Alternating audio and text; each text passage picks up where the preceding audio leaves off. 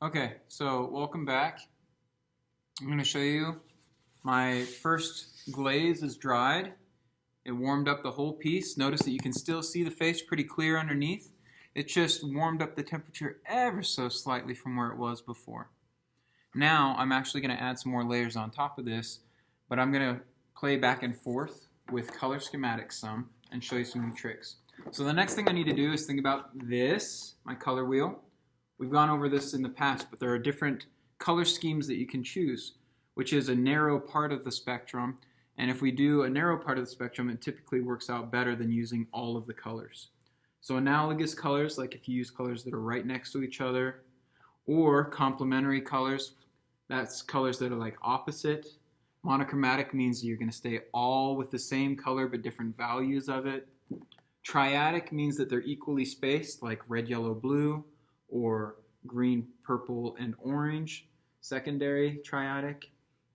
There's cool colors, which means only your blues and greens and maybe into violets, and then your warm colors. So you'll want to choose what kind of color scheme that you want to do. For my piece, I've decided, after thinking this over, that since it's very warm overall with kind of that copper color, that I'm going to counter that copper, orangey, brownish look with some like cobalt blue. And I'm going to bring the highlights up in kind of some yellows. So it'll be basically a complementary. I'm going to have some warms and some cools in there. And I've got a palette ready to help with that.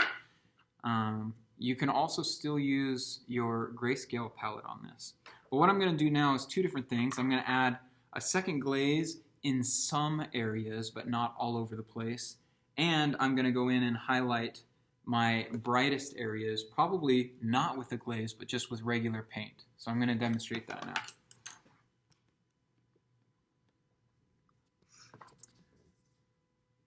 So when I put a glaze on, everything on the page got just a smidge darker because I put a glaze over the top of it with, and this color already had some value in it.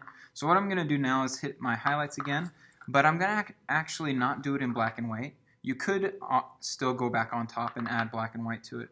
But I'm actually going to add a little bit of regular color in, and I'm going to use a combination of these two palettes here. And it's really best to use a palette knife for mixing this.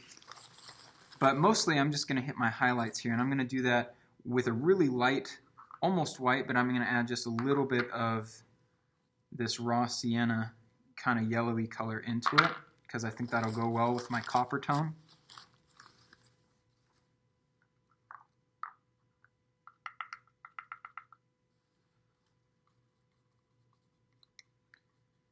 And I'm pretty good at value matching now, so I am going to use what I know with value matching, but also add a little bit of color temperature into it. And it can be subtle. It doesn't have to be super, super bright. If that's not yellow enough for me, I could add some more yellow in, but we're going to try that and see if I like it. Right brush for the right job. This is going to be some detail work. I'll wet it down. I might want a little more yellow in this actually, but we'll see. And I don't want to change the values that are there too much. I want to pretty much match it, but in this case I am going to bring it up just a little bit more for the sake of pop. Notice that I'm using the edge of the brush to keep really clean lines.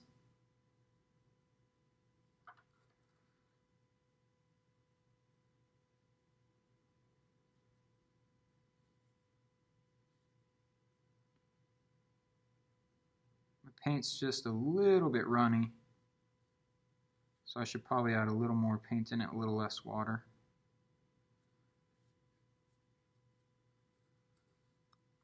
I like what that does to that side though. That looks really nice. I think I'm going to stick with that. I'm not going to put any more yellow in it for now.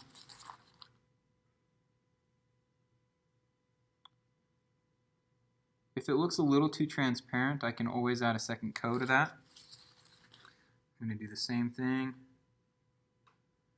on the highlight on my nose. Really helps. This is especially effective on highlights.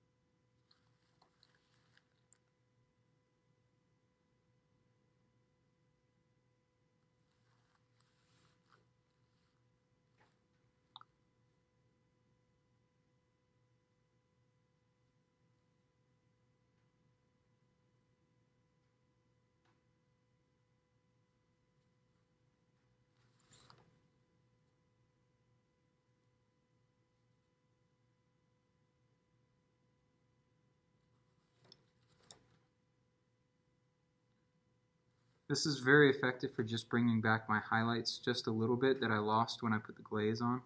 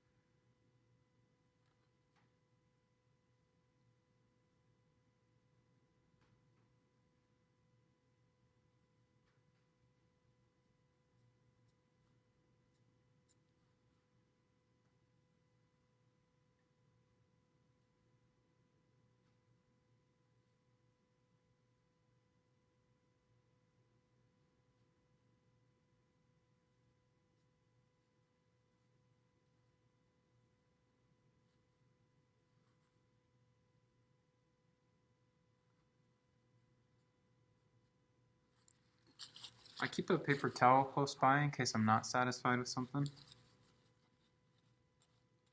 That was a little too bright. I'm actually going to pull that back. I like what that did, but it was just a little bit too bright. So lucky for me, I already kind of have a value scale here. And some painters don't like to use gray at all. I think this is going to be okay. It will dilute our color ever so slightly. But I'm going to try that and see if I can just bring the value down a little bit on that, but keep the color pretty consistent.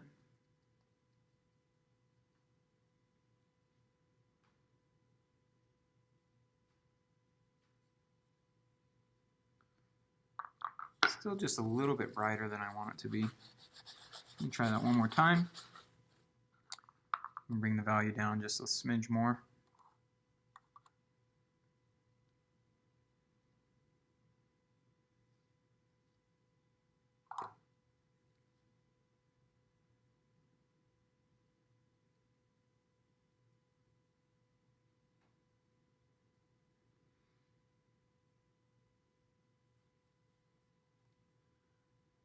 Grade it out a little bit too much, so I'm going to put a little more back at the end.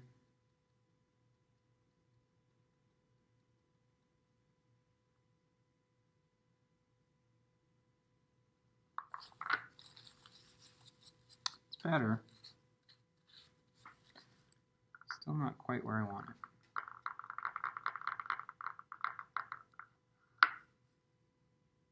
Yeah, there it is, right there.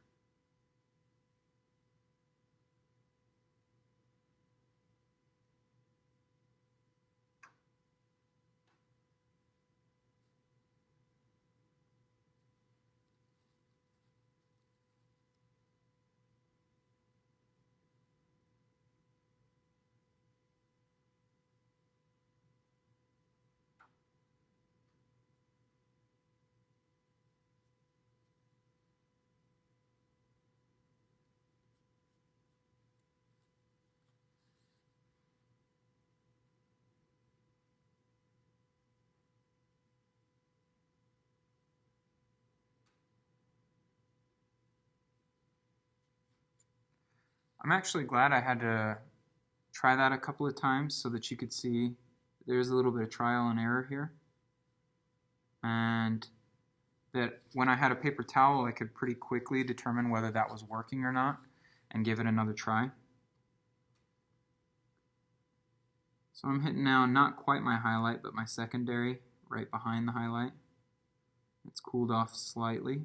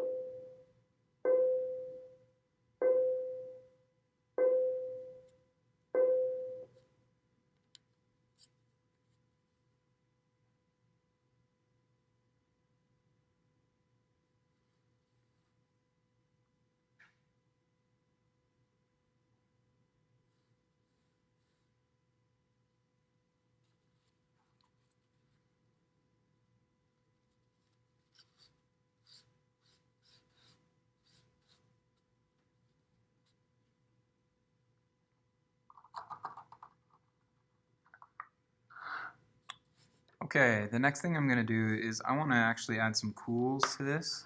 It's still a little warm to me overall. So on the shadowed side here, I'm actually going to try a glaze but with some blue on it. And I've already got that, so I just need a little bit of gel medium. Now instead of covering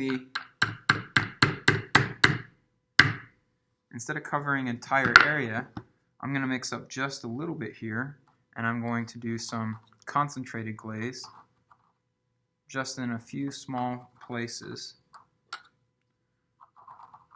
Notice that I'm keeping my brushes in the water. That water is about ready to be cleaned also. I'm going to mix a little bit of my blue in. I'm going to dilute it out with water and with the gel medium.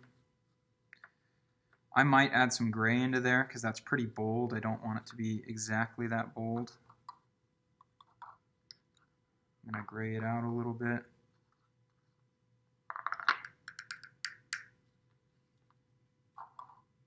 That gray paint's getting pretty old.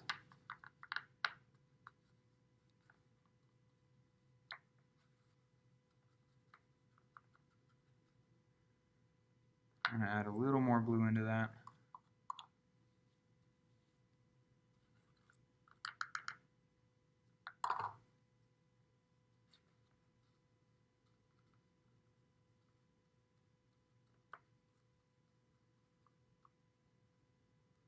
Notice that I'm making sure that if I'm mixing with a brush, it's not getting up into the top part. I'll wipe it clean. Keep that paint down at the bottom. It's pretty close to what I want though, right there. Okay, and I'm going to hit my shadows with this blue. Oh yes, I love that.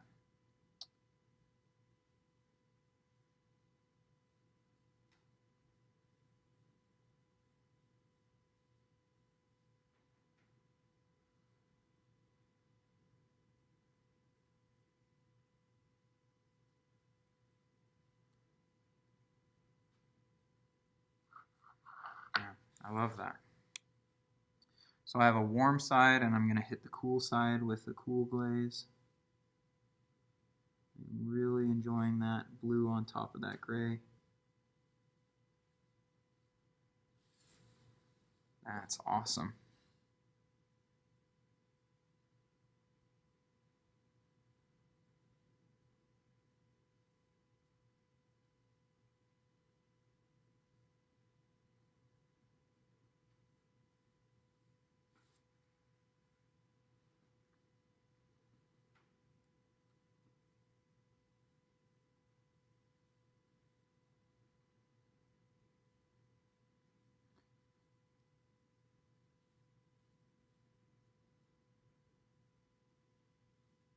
If I feel like I'm losing too much of my detail work, I can just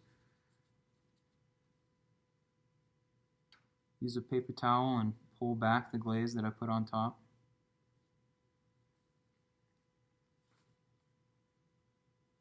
I'm actually going to add that blue into that core shadow as well. Really pleased with how that blue looks.